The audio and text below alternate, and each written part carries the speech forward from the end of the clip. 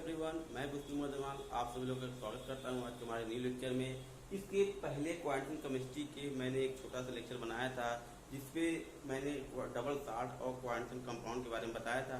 तो ठीक उसके आगे आज हम चलते हैं, इस चैप्टर को आगे बढ़ाते हैं। इस चैप्टर में मैंने दूसरा टॉपिक जो लिया हुआ है वर्नर थ्योरी, जो क्वांटम केमिस्ट्री का पहला थ्योरी है जिसे प्रोड्यूस किया था वर्नर थ्योरी ने 1893 में। ठीक है, इनको क्वांटम केमिस्ट्री का जनक भी कहा जाता है। तो Werner also known as the father of quantum chemistry. तो इस थ्योरी से हम स्टार्ट करते हैं, डायरेक्टली पॉइंट पे आते हैं कि इसमें क्या है। इसमें इन्होंने सीधे सीधे ये बताया था कि किसी भी क्वांटम कंपाउंड का जो मेटल होता है उस दो टाइप की वैलेंसी शो करता है। First is the primary valency, second is the secondary valency. अब यहाँ पे मैंने पॉइंट बाय पॉइंट लिखा हुआ हूँ। वैसे अगर आप किताबें पढ़ेंगे तो आपको बुक्स में ढेर सारी इसकी लाइनें मिलेंगी, लेकिन इसको मैंने क्या किया, इसको एक लाइन में एक पेज में मैंने इसको समराइज करके रखा है।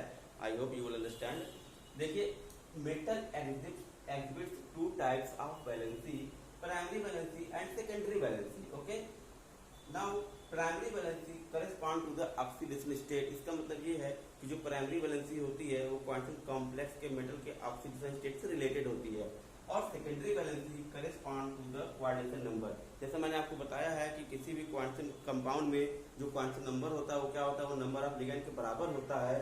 तो यहाँ पर जो सेकेंडरी वैलेंसी है वो किससे करस्पॉन्ड है, coordination number of coordination compound. Okay, अब बात करते हैं primary valency are ionisable and non directional in nature. कहने का मतलब ये है कि जो प्राइमरी वैलेंसी होती है वो क्या होती है, वो आयनाइजेबल होती है और नॉन डायरेक्शनल होती है।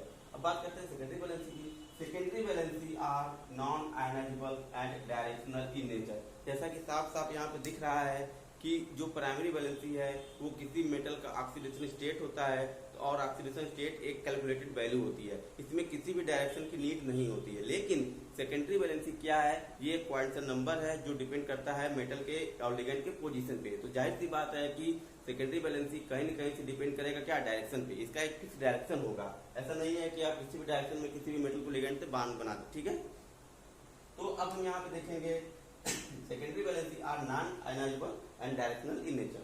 Okay, every metal has a fixed secondary valency. That means it has a fixed quantum number. इसका मतलब ये है कि कोई भी मेटल हो, किसी भी कॉम्प्लेक्स में कोई भी मेटल हो, उसका एक फिक्स सेकेंडरी वैलेंसी होता है। फिक्स सेकेंडरी वैलेंसी का मतलब ये है कि उसका एक फिक्स कोऑर्डिनेशन नंबर होता है, क्योंकि secondary valency correspond to the coordination number of the metal. Okay, और अब इसके आगे हम चर्चा करते हैं, थोड़ा सा मिटा लेते हैं।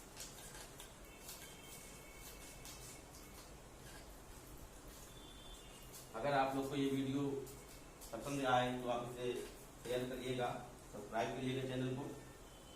तो इसके आगे हमने आपको देखिए, अब हम बात करते हैं प्राइमरी वैलेंसी और सेकेंडरी वैलेंसी कौन कौन होते हैं। जो प्राइमरी वैलेंसी होता है, primary valency are satisfied by negative ions only. Okay, secondary valency are satisfied by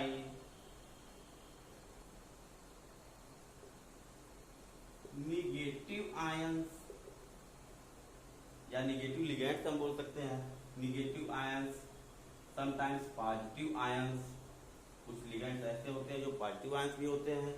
neutral ions, neutral ion नहीं होता है, न्यूट्रल स्पीसीज। तो देखिएगा यहाँ पर जो प्राइमरी वैलेंसी है, जैसा मैंने आपको बताया, प्राइमरी वैलेंसी एक ऑक्सीडेशन स्टेट होती है। जो वैल्यू होती है वो किससे सेटिस्फाई होती है, नेगेटिव आयन होने। ये कभी कभी नेगेटिव आयन के साथ साथ पॉजिटिव आयन भी होता है, लेकिन इस थ्योरी में जिसमें वर्नर ने जो कंपाउंड यूज किया था वो कंपाउंड था आपका CONH3 6Cl3। ठीक है, तो इस कंपाउंड के लिए ही पर्टिकुलर इन्होंने ये थ्योरी में लिखा था कि प्राइमरी वैलेंसी केवल सेटिस्फाई किससे करता है, नेगेटिव आयन होने से। लेकिन कुछ ऐसे कॉम्प्लेक्स ऐसे आपको मिलेंगे जिसमें प्राइमरी वैलेंसी नेगेटिव आयन के साथ साथ पॉजिटिव आयन से भी सेटिस्फाई करेंगे। जैसा कि आप यहाँ पे देख रहे हैं, इस कॉम्प्लेक्स में K4 Fe6 लिखा हुआ है। तो ये हालांकि कैसा है, ये पॉजिटिव स्पीसीज है, तो यहाँ पर अगर मैं कहूँ कि primary valency are satisfied by negative ions only, तो इस केस में तो ये रॉन्ग हो जाएगा। लेकिन ये रॉन्ग नहीं है, इसलिए क्योंकि जो वर्नर ने जो कॉम्प्लेक्स डिसाइड किया था वो पहला क्वाड्रेटिक कॉम्प्लेक्स यही था, और इस कॉम्प्लेक्स में जो प्राइमरी वैलेंसी यानी कि जो ऑक्सीजन स्टेट सेटिस्फाई कर रहा है वो क्या है, वो केवल और केवल क्लोरीन स्पीसीज कर रहा है। ठीक है, तो केवल इस केस के लिए यहाँ पर नेगेटिव आंस लिखा था, लेकिन कुछ ऐसे कॉम्प्लेक्स होते हैं जिसमें नेगेटिव के साथ साथ पॉजिटिव वैल्यू भी ऑक्सीजन स्टेट में पार्टिसिपेट करते हैं कैलकुलेट करने में। ठीक है, तो ये चीज हो गई। अब हम देखते हैं कि क्या ये सेटिस्फाई कर रहा है एक्चुअली में या नहीं। तो हम एक एग्जांपल लेता हूँ, जो वर्नर जी ने लिया था वो एग्जांपल मैं भी ले रहा हूँ। CONH3 6Cl3, हमें क्या निकालना है, प्राइमरी वैलेंसी और सेकेंडरी वैलेंसी। जैसा कि आप जानते हैं प्राइमरी वैलेंसी क्या है, ऑक्सीडेशन नंबर है या ऑक्सीडेशन स्टेट है मेटल का। सेकेंडरी वैलेंसी क्या है, क्वांटम नंबर है। तो यहाँ पर अगर हम प्राइमरी वैलेंसी निकालते हैं तो हमको क्या चाहिए, कोबाल्ट का ऑक्सीडेशन स्टेट निकालना है। तो देखिए कोबाल्ट का ऑक्सीडेशन स्टेट हम निकालते हैं, अमोनिया का 0 होता है तो 6 × 0, Cl का -1 होता है, -1 × 3 टाइम्स ऑफ है तो मल्टीप्लाई कर देंगे, बड़ा 0 कर देंगे तो कोबाल्ट का क्या आ गया, +3 आ गया। तो ये +3 क्या हो जाएगा, प्राइमरी वैलेंसी हो जाएगी कि नहीं। अब ये +3 प्राइमरी वैलेंसी हो जाएगी। अब बताइए ये +3 आया कहाँ से है, इसमें ना ही कोई लिगेंड का रोल है ना ही कोई मेटल का, क्योंकि मेटल का तो हमें निकालना ही है। तो ये आपका आ गया क्लोरीन का, तो क्लोरीन में क्या हो गया, -1। तो इसलिए ये कहा गया है कि primary valency are satisfied by negative ions only. Negative means like chlorine. Okay, अब देखते हैं सेकेंडरी वैलेंसी क्या है। तो सेकेंडरी वैलेंसी में जो सेटिस्फाई होगा उसमें नेगेटिव आयंस भी हो सकता है, पॉजिटिव आयंस भी हो सकता है और न्यूट्रल स्पीसीज भी हो सकता है। तो इस केस में अगर हम सेकेंडरी वैलेंसी को आइडेंटिफाई करें तो here is the secondary valency like quantum number क्या है, यहाँ पे 6 है। क्वांटम नंबर क्या होता है, number of ligand which are directly attached with the central metal atom via coordinate bond. तो यहाँ पर मेटल है आपका कोबाल्ट और लिगेंड है आपका अमोनिया। तो लिगेंड देखिए कितना है, 6 है, तो क्वांटम नंबर यहाँ पे क्या होगा, 6 हो गया। तो यही 6 क्या हो जाएगा, secondary valency of this complex. अब हम बात करते हैं, इसमें लिखा हुआ है नेगेटिव आयंस, पॉजिटिव आयंस और न्यूट्रल स्पीसीज। तो इस केस में जो सेकेंडरी वैलेंसी है उसको सेटिस्फाई कौन कर रहा है, केवल और केवल न्यूट्रल स्पीसीज। अब देखते हैं इसमें हम ऐसा कुछ चेंज करेंगे कि नेगेटिव आयंस भी और न्यूट्रल स्पीसीज दोनों सेकेंडरी वैलेंसी को सेटिस्फाई करते हैं। मान लीजिए यही कॉम्प्लेक्स आपको ऐसा मिल जाए, CONH3 5Cl, ठीक है। आप प्राइमरी वैलेंसी निकालेंगे वो आपका +3 ही आएगा। उसको सेटिस्फाई कौन करेगा, नेगेटिव आयन ही करेगा इस केस में, इस कॉम्प्लेक्स के केस में। लेकिन जैसे ही हम सेकेंडरी वैलेंसी निकालेंगे तो सेकेंडरी वैलेंसी क्या होगा, वो 6 होगा। 6 में सेटिस्फाई कौन कर रहा है, 5 अमोनिया मॉलिक्यूल जो कि न्यूट्रल है, प्लस 6 है तो 5 अमोनिया हो गया, प्लस आपके ये क्या है, Cl है। अभी Cl इसके पहले केस में बाहर था, लेकिन वो क्या हो गया, क्वांटम स्फीयर के अंदर हो गया है। तो मैंने आपको इसके पहले लेक्चर में बताया था, याद करिएगा कि जो क्वांटम स्फीयर में मेटल के अलावा जो कुछ भी होता है वो क्या होता है, वो लिगेंड में आता है। तो लिगेंड में आपका ये 5 अमोनिया आ गया, एक Cl अंदर आ गया, क्वांटम स्फीयर के अंदर आ गया, करेगा लिगेंड, तो लिगेंड ही माना जाएगा। तो यहाँ पर देखिए ये आपका नेगेटिव स्पीसीज है, ये आपका न्यूट्रल स्पीसीज है। ओके, तो यहाँ पर सेकेंडरी वैलेंसी सेटिस्फाई कौन कौन कर रहा है, negative ions and neutral species. तो ये चीज यहाँ सेटिस्फाई हुई। तो कुछ कॉम्प्लेक्स ऐसे हैं जिसमें पॉजिटिव लिगेंड भी होते हैं, जैसे मान लीजिए एक लिगेंड है आपका NO+, नाइट्रोसिलियम आयन, ये आपका पॉजिटिव लिगेंड होता है। तो अगर किसी कॉम्प्लेक्स में NO+ भी अवेलेबल है तो वहां पर कहाँ NO+ कहाँ होना चाहिए, क्वांटम स्फीयर में होना चाहिए। तो वहां पर उस कॉम्प्लेक्स में सेकेंडरी वैलेंसी पॉजिटिव, नेगेटिव और न्यूट्रल सबसे उसको सेटिस्फाई कर सकती है। तो इसका हम दूसरा अगर केस लेते हैं, CONH3 4Cl2Cl, ठीक है। इस केस में भी प्राइमरी वैलेंसी आपका +3 आएगा जो सेटिस्फाई करेगा नेगेटिव आयंस ओनली। और सेकेंडरी वैलेंसी क्या होगा, सेकेंडरी वैलेंसी आपका 6 होगा, सेटिस्फाई कौन करेगा, यहाँ पर 4 अमोनिया है, 2 Cl है, तो 4NH3 + 2Cl नेगेटिव। तो यहाँ पर न्यूट्रल स्पीसीज है अमोनिया और Cl है आपका नेगेटिव आयंस, तो ये सेटिस्फाई कर रहा है इसको। अब हम इसके आगे और एक एग्जांपल लेते हैं इसी कॉम्प्लेक्स को।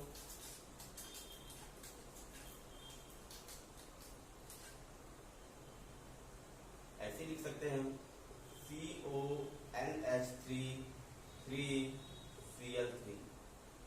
यहाँ पर देखिए, यहाँ पर प्राइमरी वैलेंसी आपका +3 है क्योंकि आपका रिएक्शन स्टेट ही माना जाएगा।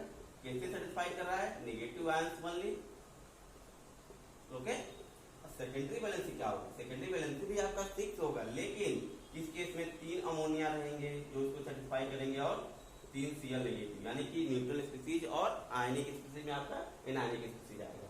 तो ये 3 टाइप के मॉलिक्यूल हैं कोऑर्डिनेशन कॉम्प्लेक्स हैं जो वर्नर जी ने लिया था। उसके आगे अब हम देखते हैं।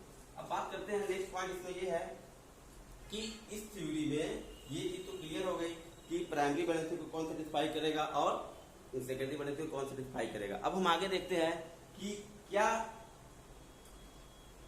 कॉम्प्लेक्स का जो स्ट्रक्चर है, कॉम्प्लेक्स का जो फॉर्मेशन है वो कैसे वेरी करता है, क्वांटम नंबर पे डिपेंड करता है कि नहीं करता है। तो इसमें सीधा सीधा ये बताया था आपको कि इफ सेकेंडरी वैलेंसी, पहली बात तो फिक्स होती है, अगर 4 है मीन्स 4 and 6, हमें केवल 4 और 6 का ही पढ़ना है, बाकी होते 2, 3, 4, 5, 6, 7 सभी होते हैं, लेकिन हमें केवल 4 और 6 का पढ़ना है।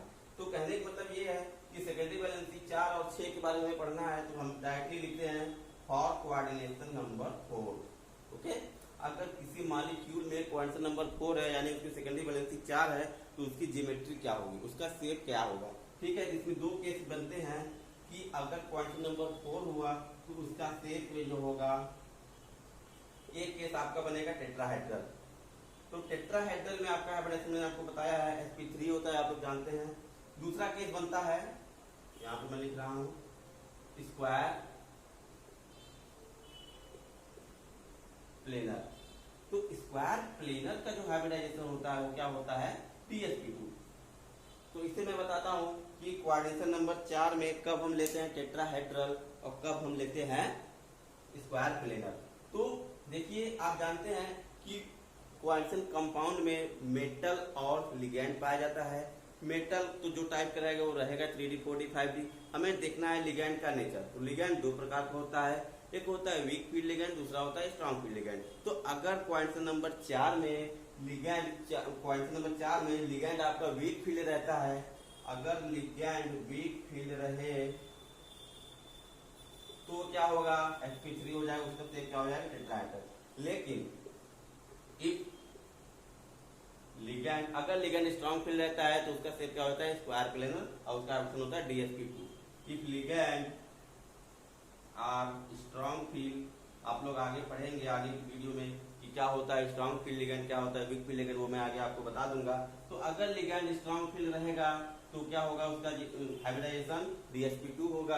हालांकि क्वांटम नंबर 4 का मतलब ये उसके 4 बॉन्ड बनेगा, तो 2 p ऑर्बिटल, एक s ऑर्बिटल, एक d ऑर्बिटल, यहाँ पर भी 3 p ऑर्बिटल, एक s ऑर्बिटल। तो इसका ज्योमेट्री क्या हो जाएगी? Square planar. ठीक है, तो अभी ये क्वांटम नंबर 4 की बात हुई। अब इसको हम मिटा के क्वांटम नंबर 6 के बारे में बताते हैं, फिर ये टॉपिक खत्म हो जाएगा। वीडियो में बहुत ज्यादा लंबा नहीं खींचूंगा क्योंकि आगे भी वीडियो बनाऊंगा। ओके, तो छोटा छोटा वीडियो रहेगा तो समझने में ज्यादा आसान है, बोरिंग भी आपको नहीं लगेगा। तो इफ कोऑर्डिनेशन नंबर 6, अगर कोऑर्डिनेशन नंबर 6 है तो यहाँ पर लिगैंड का कोई चक्कर नहीं होता है लिगैंड वीक है कि स्ट्रांग है। वो लिगैंड वीक है स्ट्रांग है वो आपको आगे मिलेगा जब आप बेसिक 3rd ईयर में जाएंगे। ये तो बेसिक 1st ईयर और 2nd ईयर के लिए। ठीक है, तो अभी आपका काम इतने में ही हो जाएगा। अगर क्वांटम नंबर 6 है तो उसका शेप क्या होगा? ऑक्टाहेड्रल। ऑक्टाहेड्रल शेप होगा।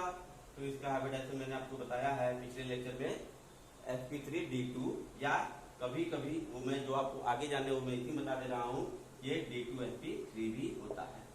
ठीक है, तो हाइब्रिडाइजेशन भी ऑक्टाहेड्रल का 2 होता है, sp3d2 और d2sp3। या आप आगे जाने के क्या होता है sp3d2, क्या होता है d2sp3। तो बात यहीं पर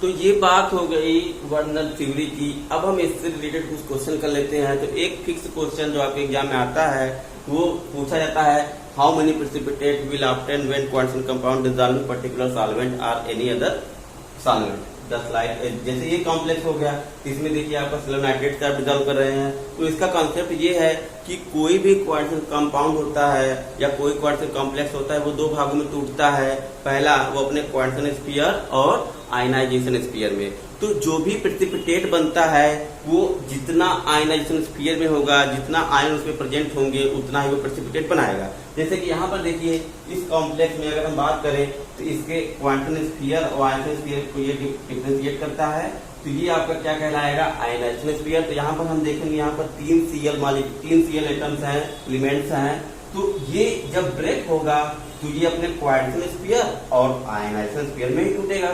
तो ये अपने क्वांटम स्फीयर में टूट गया है, आयनाइजेशन स्फीयर मैंने यहाँ पे नहीं लिखा है, इसको मैंने डायरेक्टली कंबाइन कर दिया है किससे, AgNO3 की Ag+ से, क्योंकि Cl- Ag+ आपस में कंबाइन होकर क्या बनाएंगे, AgCl मॉलिक्यूल, AgCl प्रेसिपिटेट बनाएंगे जो व्हाइट कलर का होता है। तो क्वेश्चन डायरेक्टली ये पूछा जाता है कि how many precipitate obtain when you dissolve this complex into this solvent. Okay, तो यहाँ पर 3 AgCl है, यही इंपॉर्टेंट है, कितने प्रेसिपिटेट मिलेंगे, तो यहाँ पर 3 मोल प्रेसिपिटेट मिलेंगे। यहाँ पर देखिए एक मॉलिक्यूल, एक क्लोरीन का एटम अंदर आ गया है, यानी क्वांटम स्फीयर में आ गया है। तो क्वांटम स्फीयर में आ गया, इसका मतलब ही यही है कि वो अब ब्रेक नहीं होगा, यानी कि वो अब आयनाइजेबल नहीं है। पहले वो आयनाइजेबल था फर्स्ट केस में, लेकिन इसमें क्या हो गया, नॉन आयनाइजेबल हो गया। क्यों? क्योंकि ये क्या किसमें चला गया, ये सेकेंडरी वैलेंसी में चला गया। सेकेंडरी वैलेंसी क्या बना देता है, क्वांटम नंबर बना देता है। तो यहाँ पर देखिए ये दो पार्ट में टूटेगा, 2Cl नेगेटिव टूटेगा, तो 2Ag+ लेके क्या बन जाएगा आपका 2 AgCl का व्हाइट प्रेसिपिटेट बना देगा। और इस केस में एक Cl2 है, एक Cl बाहर है, 2 Cl2 अंदर है, तो एक AgCl बनाएगा। इस केस में ये केस इंपॉर्टेंट बनता है, क्योंकि यहाँ पर पूछा जाता है how many precipitate will obtain, तो यहाँ पर आपका आंसर होगा नो प्रेसिपिटेट। यहाँ पर कोई रिएक्शन नहीं होगा, क्यों? क्योंकि यहाँ पर आयनाइजेशन स्फीयर है ही नहीं। तो जब क्वांटम कंपाउंड में कोई आयनाइजेशन स्फीयर अवेलेबल ही नहीं रहता है तो वो डिसॉल्व करने पे वो ब्रेक डाउन ही नहीं होगा। ठीक है, वो क्वांटम स्फीयर है तो क्वांटम स्फीयर में ही रहेगा, तो इस केस में आपका कोई भी प्रेसिपिटेट नहीं मिलता है। तो आप लोग को अगर ये वीडियो पसंद आए तो आप उसे शेयर करिए, सब्सक्राइब करिए। तो आज के लिए इतना ही, बाकी आपको मिलते हैं नेक्स्ट वीडियो में। आप स्वस्थ रहें, मस्त रहें।